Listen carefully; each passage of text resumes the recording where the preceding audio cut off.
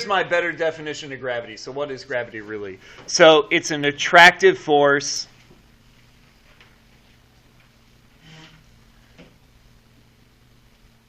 between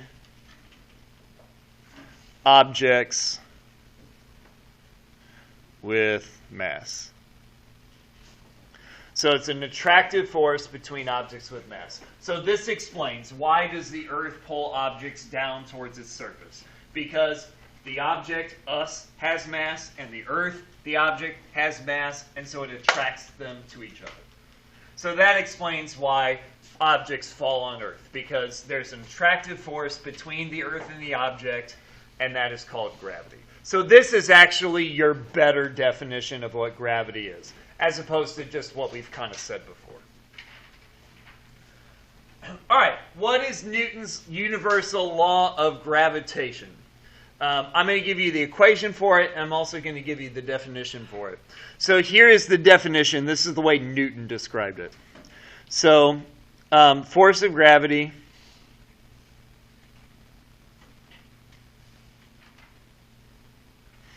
is directly proportional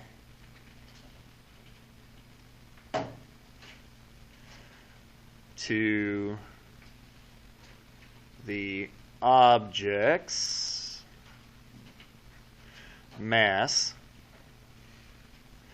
and inversely proportional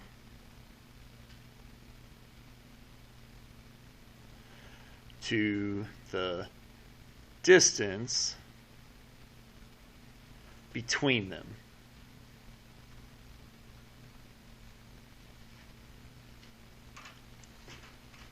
So, force of gravity is directly proportional to the object's mass and inversely proportional to the distance between them. What I mean is, if you increase the mass of the objects, you increase the force of gravity. And if you increase the distance of the objects, you decrease the force of gravity. So gravity is larger as the objects get bigger, and gravity is larger as the objects get closer together. That makes sense. We said that gravity is larger as you get closer to Earth's surface. That's why I told you weigh less in Denver, because you're further away from Earth's surface. So that makes sense. And it also makes sense that gravity would be larger with more mass. The bigger you are, the heavier you are, the more mass you have, the more force of gravity is on you. So both of those make sense. So here's the equation. Fg equals m1 m2 over d squared.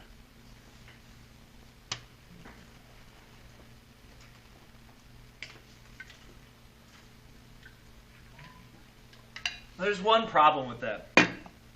The problem with that is it doesn't differentiate gravity from any other field force. Now, we haven't talked about field forces yet.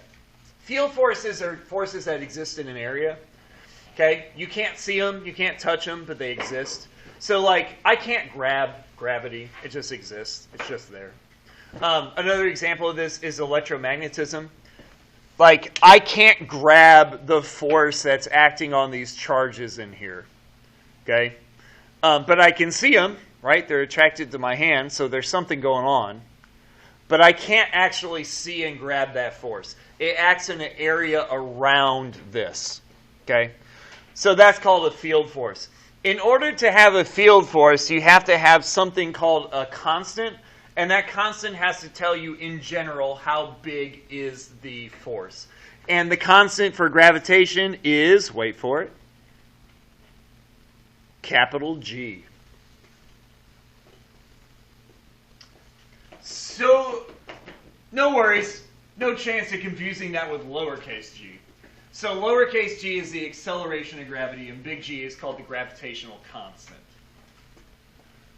So what is the gravitational constant? So it basically, it's a simple measure of how strong gravity as a force is in general. So the gravitational constant tells me, in general, how strong is gravity. So I'm not asking like specifically on me. I'm not asking specifically on DJ. I'm not asking specifically on the pig. I'm just asking in general, how big is gravity? Is it big? Is it little? Like, is it a strong force? Is it a weak force? What is it? By the way, in case you wanted to know, gravity is a wimp.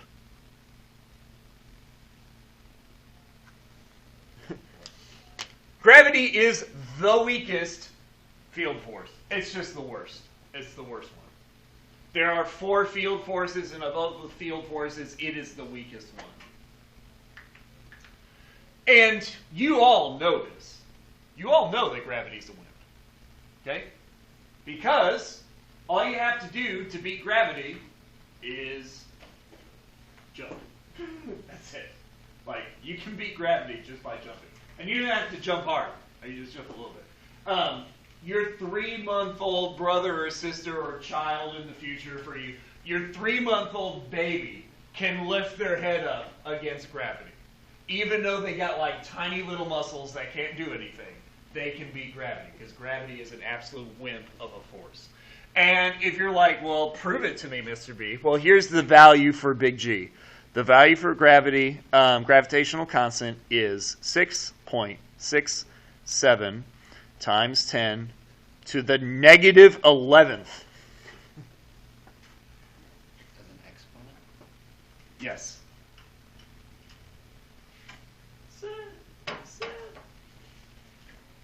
There he is. Okay. If you want to know how small that number is, if you took 1 and divided it by 1 billion, that number would still be smaller. So if you took 1 divided by 1 billion, that is still bigger than 6.67 times 10 to the negative 11. 1 divided by 1 trillion is slightly smaller than this. Slightly. That's how small this is. What this means is that gravity is an absolute wimp of a force. So, why do we see it for planets? Like, if gravity is a wimp, then why is it acting on us on Earth? What do you think? Why is it acting on us on Earth? If gravity's... Why is it doing anything? Posey, what do you think? Why does gravity act on us on Earth if it's not very strong? Okay, not bad. Does have somewhat to do with the stuff.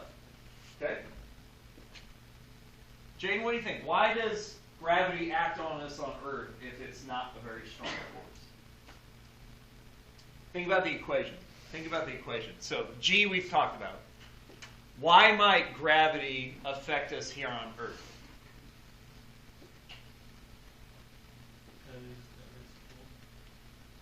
Yes, you're on the right track. The Earth is really, really, really, really, really big, massive. It's huge. The reason why we notice gravity on Earth is because M1, the mass of the Earth, is stupid big. Okay? Times 10 to the negative 11th, mass of the Earth. 5.98 times 10 to the 24th power.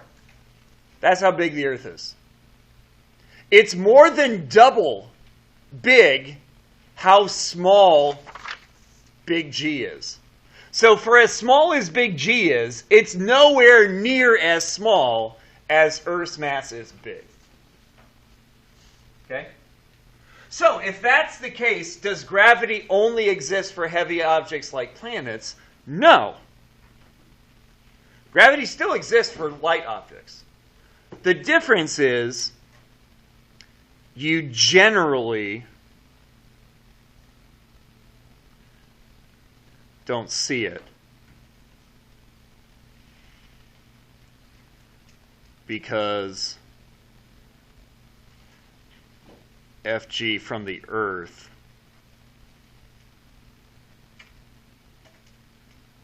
is so much bigger.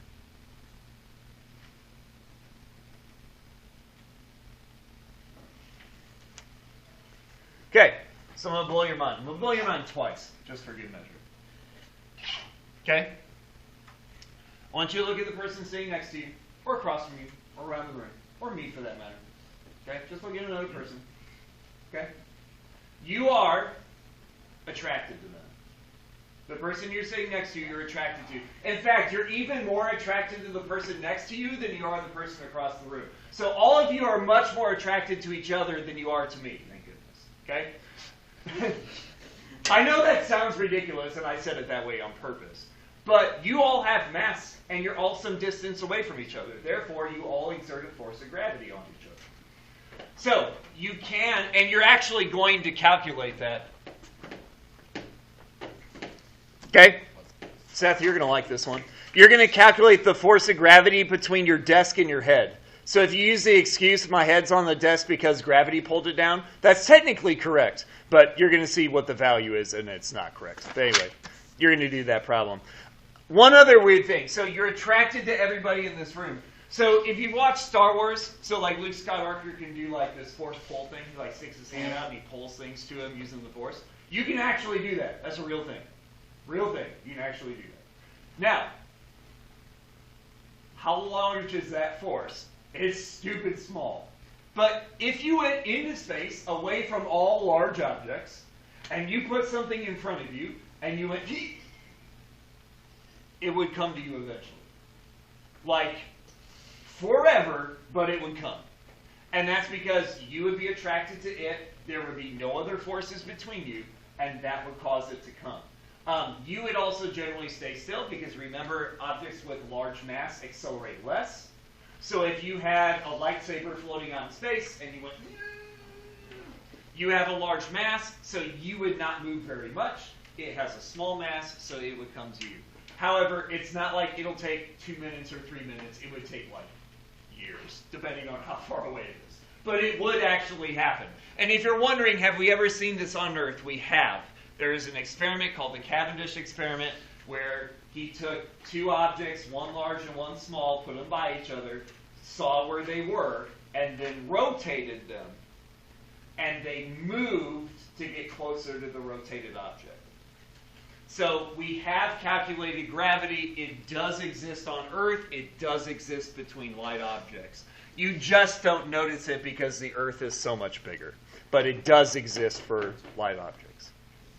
Okay, we're going to switch to weightlessness here.